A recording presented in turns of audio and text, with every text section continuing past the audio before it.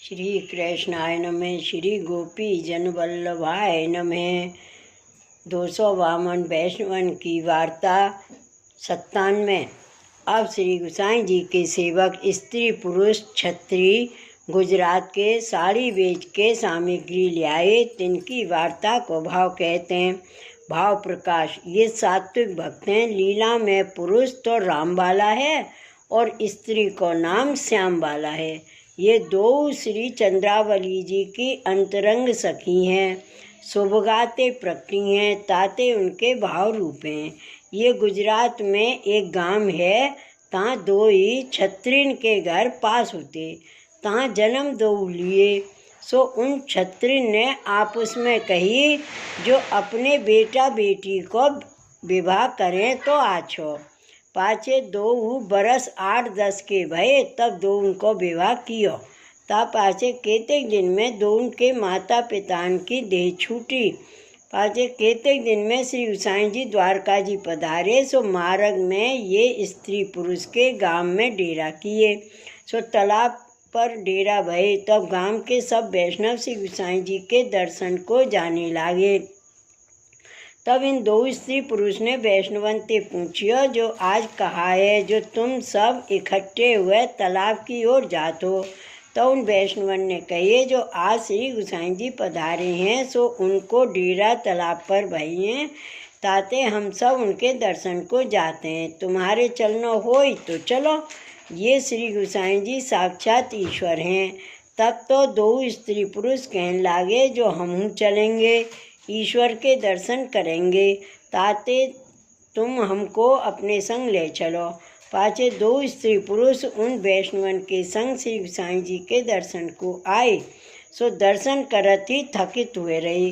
सो श्री गोसाई जी आप इन दोनों को अलौकिक दर्शन दिए। तब तो ये दो स्त्री पुरुष विनती किए, जो महाराज हम आपके शरण आए हैं, ताते कृपा कर हमको शरण लीजिए। आज हमारे बड़े भाग्य हैं जो आपके दर्शन पाए। तब श्री गोसाई जी दो उनको आज्ञा किए, जो तुम देवी जीव हो, ताते स्नान कर हमारे पास आओ, हम तुमको शरण लेंगे। तब दो स्त्री पुरुष तालाब में स्नान कर अपरस ही में आए। तब श्री गोसाई जी दो उनको नाम निवेदन करवाए। ता पाछे आप कृपा कर दो उनको आज्ञा किए, जो अब तुम सेवा करो, तुमको हम भगवत सेवा पधराए देते हैं, तिनकी तुम भाव प्रीति सहित सेवा करियो।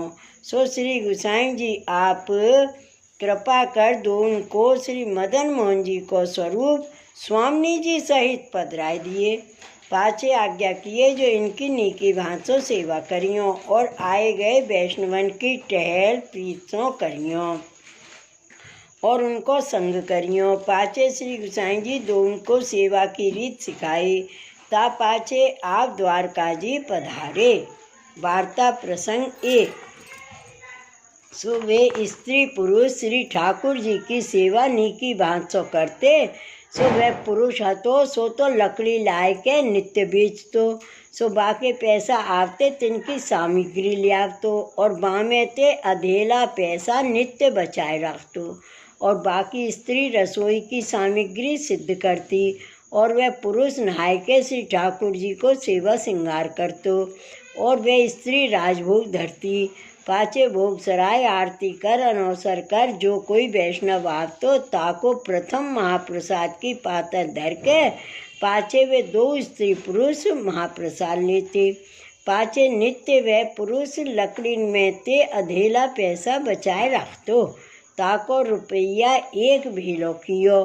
सो वह रुपया की एक साड़ी अपनी स्त्री के पहरवे के लिए लायो हतो।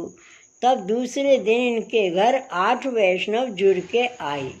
तब उन वैष्णवन को श्री कृष्ण स्मरण कर बहुत बहुत आदर सम्मान कर बैठारे। तब अपनी स्त्री सो कहो, जो अब कहा प्रकार करिए, जो वैष्णव आए हैं उनको महाप्रसाद लिवाइए, और घर में तो कछु नहीं है, जो वैष्णवन को समाधान करिए। तब स्त्री ने कहो, जो ये साड़ी बेच के सामग्री ले आओ। तब वह पुरुष साड़ी बेच के सामग्री ले आयो। तब वह स्त्री रसोई कर श्री ठाकुर जी को भोग धर के आप कोठी में बैठी। और वह पुरुषों कहो जो हों तो कोठी में बैठूंगी और तुम भोग सराय के उन वैष्णवन को महाप्रसाद लिवइयो। ता पाछे वह पुरुष ने नहाय के भोग सराय के उन वैष्णवन को श्री ठाकुर जी के दर्शन करवाए। पाछे श्री ठाकुर जी को पौड़ाए उन वैष्णवन सो कही जो उठो महाप्रसाद ले। तब उन वैष्णवन ने कही जो तुम्हारी स्त्री आय के हमको परोसेगी तब हम प्रसाद लेंगे। तब वह पुरुष ने कही जो स्त्री जन संकोच करत है तासो नहीं आवत है। तब उन वैष्णवन ने कही जो वैष्णव होगी तो स्त्री जन आय के हमको महाप्रसाद की पातर धरेगी तब हम महाप्रसाद लेंगे। काहे वैष्णव तो आपस में बहन भाई हैं। तब वह पुरुष अपनी स्त्री के पास गयो और कहो जो वैष्णव तो बिना महाप्रसाद नहीं लेत, तू आवेगी तब लेंगे। तब स्त्री ने कही जो भगवान और भगवती तो एक ही स्वरूप हैं, इनमें कछु भेद नहीं है। जो मैं नग्न हूँ सो भगवान तो देखत हैं, तो भगवतियन की कहा लाज है, मैं आऊँगी। तब वह स्त्री कोठी में सो निकसन लागी। तब इतने ही में श्री स्वामी जी आप साड़ी लेके पधारे। तब श्री ठाकुर जी आप कहे जो तुम कहाँ जात हो। तब श्री स्वामी जी कहे जो अपनी सेवा करत हैं तिनकी लाज जात है। जो अपनी सेवा करत हैं तिनकी लाज जात है, ताते आपन लाज ना राखेंगे तो कौन राखेगो। तब युगल स्वरूप ने वह कोठी में ही दर्शन दीनो। तब श्री स्वामी जी ने तो साड़ी पहराई और श्री ठाकुर जी ने अपनो पीताम्बर उड़ायो और बाही कोठी में जुगल स्वरूप के दर्शन भये।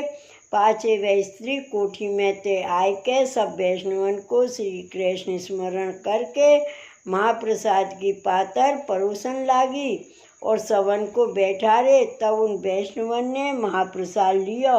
पाछे रात्रि को वहीं रहे। तब सब कार्य ते पहुँच के ये स्त्री पुरुष हूँ तहाँ आए बैठे। सो सवन से मिल के भगवत वार्ता कीर्तन किए। पाछे सब वैष्णव जब सोए तब उन स्त्री पुरुष ने मिल के सवन के पांव दामन बैठे। पाछे प्रातःकाल भयो तब वैष्णव उन स्त्री पुरुषों विदा हुए के श्री कृष्ण स्मरण करके चले सो श्री गोकुल आए। भाव प्रकाश या में यह जताए जो वैष्णवन में अलौकिक बुद्धि राखे तो प्रभु बेगी प्रसन्न हुई। और वैष्णव को धर्म ऐसो कठिन है सोहू जनाए जो साड़ी बेच के सामग्री लाई। पर श्री ठाकुर जी अपनी सेवकन की लाज क्यों खोमे। ताते ताही कोठी में आप दर्शन दीने। ताते वैष्णवन को अपने प्रभुते सांचो रहनो। तब श्री प्रभु जी आप ही कृपा करें ताते उनने या भांति अपनो धर्म राखियो। सो वे स्त्री पुरुष श्री गोसाई जी के ऐसे कृपा पात्र भगवती हते ताते इनकी वार्ता को पार नाही सो कहाँ ताई कहिए। श्री वल्लभाधीश की जय। श्री गोसाई जी परम दयाल की जय। जय जय श्री गोकुलेश, जय जय श्री गोकुलेश।